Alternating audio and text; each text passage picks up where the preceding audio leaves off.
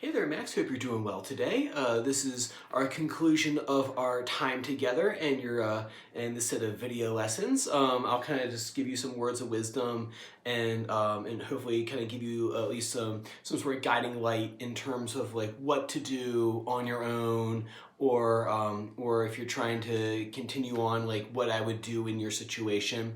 So I'll kind of go through those points and then I'll let you kind of do your thing, man. Whenever you're ready to get started one more time, just reach out to me and I'll let you know how things look and we'll go from there. So awesome, like I said, it's been great working with you. Very nice to meet you. I've been doing this for a very long time. I've been doing this. I started teaching lessons.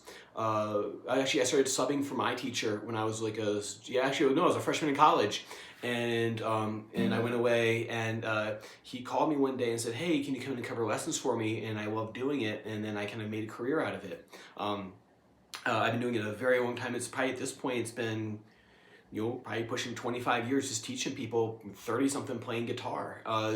And what I'm going to share with you now are like just like the life lessons, not like life skills, but like guitar life lessons, I should say. Not like do the laundry and pick up after yourself, as my mom would say to me. But just like life, just like things that I've noticed over the years of teaching people. I've had thousands of students. I mean, it's ridiculous. I think back sometimes to some of the students I've taught, and I feel very fortunate that I've been able to meet such great people, and all over the world actually. I have students all over the world that I've taught at one point or another, and I've learned something a lot. I've learned a lot from all of them. And some of my best teaching points came out of situations where they were confused or didn't know what to do. So a lot of what I've learned in showing people how to do things came out of lessons like this, where it's like, how do you solve that problem? And then it became a teaching point and became a major lesson in my curriculum. So I'll start kind of at the top of my, I have like my questions that kind of like popped in my head, where it's like, how do you pick a good jam song, or how do you pick songs to do this stuff with? We've been talking about Caged, and if I were you, on my short list of things that I would be working on would be to learn Caged like the back of my hand.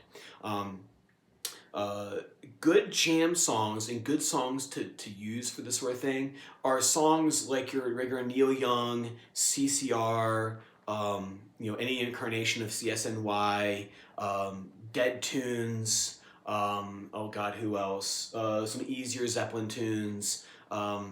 Just like Rolling Stones. These are songs that have like 3 or 4 chords, like G, D, C, A minor, E minor. You'll see a lot of that. And those are the songs that you want to stick around. You want to do songs that you can get a lot of mileage out of like the chords. Like say like G, D, A minor, E minor, B minor, things like that. Those are chords that you can take, like you learn in one song, and then you just transfer that same information over another song, plus a new teaching point. So if you're out there looking for what song should I be working on, I would do jam tunes, because if you have limited time, you can't do knuckle busters. Right? What do I mean by knuckle busters? I mean like the Over the Hills and Far Away kind of tunes, like this stuff. Right? It's stuff like those kinds of tunes demand that you got a lot of free time to do this. Right? Now, if you told me, hey Doug, I have 3 hours, even an hour, I have a half hour to an hour a day to practice guitar. If someone said that to me, like, oh, okay, you can get solid intermediate, you can play, Everlong and a bunch of grunge tunes, riffy kind of stuff. If you said to me you had that kind of time, an hour is not outside my norm, I can do this kind of stuff. First thing I do is like work on your rhythm, work on your timing. Everyone needs work on it, me too, right? And then I would like run like riffy songs if that's what you're into. If you have I have Saturday afternoon to practice guitar for a half hour, or I have maybe 10 minutes after work to unwind, or between making dinner and doing whatever, right? Moving into the new house or blah blah blah. You want to pick stuff that you can get done with the time that you have allotted. Right? I would love to go back to graduate school and have 6 hours a day to practice. I mean, that ain't reality though. Reality is me supporting my family, me keeping the mortgage paid, me making sure this wall gets painted, I pay for that, this gets done, that gets done, running the business. the FaceTime's one time and then double that, and that's the actual time it takes to run the business, right? So basically you have whatever the FaceTime is, you just multiply that by 2, and then that is the time it takes to do this thing. I wish I had time to practice Sweet Compostelana by Bon Poe, right? It's a beautiful piece. I can totally play that, but I don't have 4 hours a day to practice it. Such is life, right? Welcome to life. Me, when I'm retired or semi-retired, I don't never retire. The bullfighter never retires. So you have to pick stuff that you can do in a reasonable amount of time, right? For you, for traveling as much as you do and the life stuff that you got going on, you want to pick Neil Young tunes. You want to pick CCR. One tune I would just recommend would be, say, a song like Fortunate Son, right?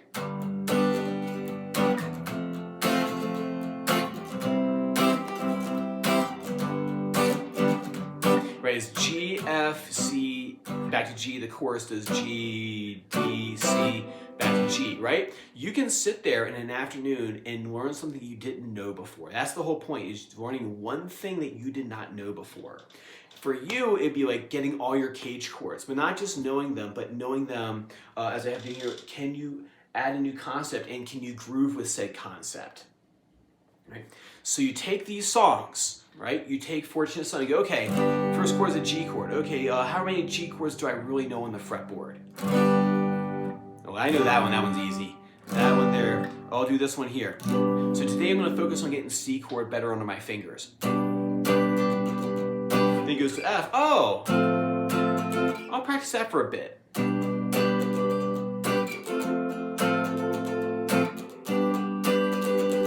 Okay, now I can groove with it. Oh, now I can flow with it because I can do them quickly. I know where the G and the F are really quick.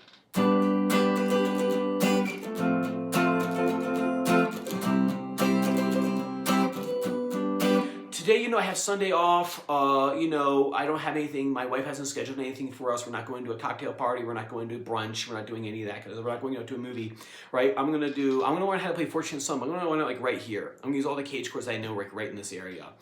You're that much better, right? If you try to do all the cage chords all in one go, dude, it's gonna take you forever to get through them, right? So what do you do in these songs? You do one thing you couldn't do before, right? I'm gonna get good with C form, right? I'm gonna get good connecting that with C to E form. I'm gonna get good with connecting C form, this one, and then going to the C chord, so I'm going right there to E form, right? I'm gonna practice that change. You're that much better, right? You're on this earth long enough that you can get pretty dang good at this thing, just playing that kind of stuff. If you can do cage chords up and down the neck, you're a pretty solid guitar player.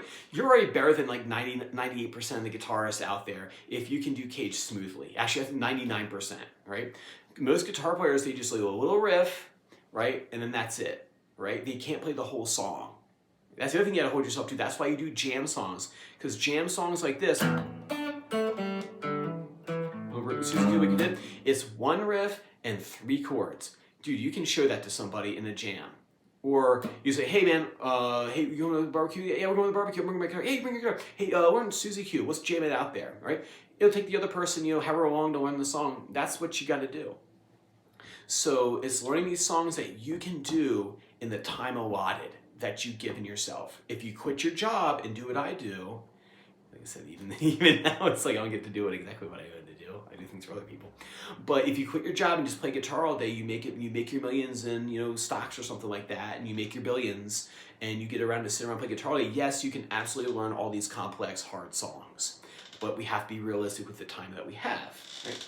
So knuckle busters are fine, but if you want the Over the Hills and Far Away, if you want Stairway to Heaven, if you want Holy Wars Punishment Due, if you want to play Satellite by Dave Matthews, Police, Roxanne's not that bad. Giant Steps, start programming the pedals and stuff. That takes time, right? That's what these players do, man. Andy Summers, man, he plays guitar all day. That's all he does. He plays guitar all day and probably golfs or something. I don't know. Hangs out with buddies. So taking the cage chords and learning all 5, but being okay with just working on 1 or 2 shapes in a day, and getting it so that way you can have the flow. Can you pull that stuff out like that? Quick. Quick. Quick. Quick. Right? Can you play all of them? Then you start parting it out and doing the partial chords.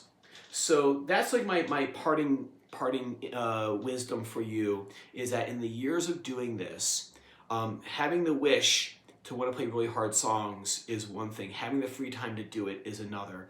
And if you have just a little bit of time every day, or maybe like a chunk on Saturday afternoon, a chunk on Sunday afternoon, but it's not consistent, learn a new concept. Don't try to learn a hard song, a riff song. Learn a concept. Learn, let's say Cortez the Killer, that's one.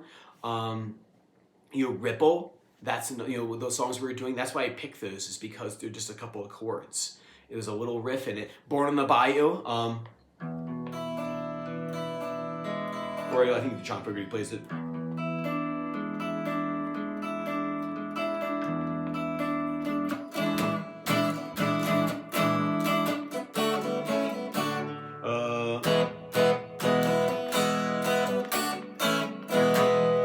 Right? Those songs, it has 3 chords, but you can spend all afternoon just exploring, like, what are my options over this thing? Because once you learn the cage chords, like, say, going back to Fortune Song, the CCR tune, the intro, right? That opening riff, that is based off,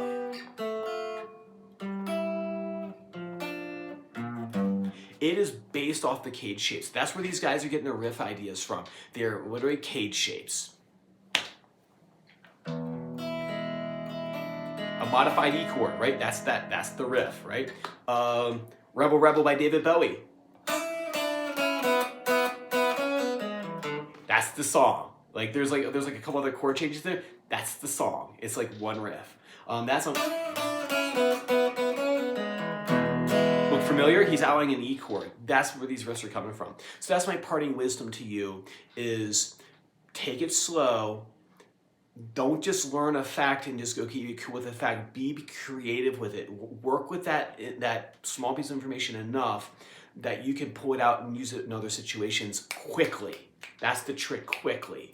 Can you do this in a jam real quick? If you have to think about it in the song, if the song is playing and you're playing on the song and you have to think and you lose your place, you're not ready for it yet. Right, you have to break it out. Okay, stop the recording, go back and just drill that chord shape. The reason why you don't see a lot of guys playing these cage shapes, and why 99% of guitarists, people who play guitar, that's not like legit guitar, like people who like play professionally. I'm talking people who just pick up the guitar and try to learn. Like I said, if you learn all your cage shapes and all your pentatonic boxes, you're already better than 99% of them, and that's why you don't see guys doing Hendrix style.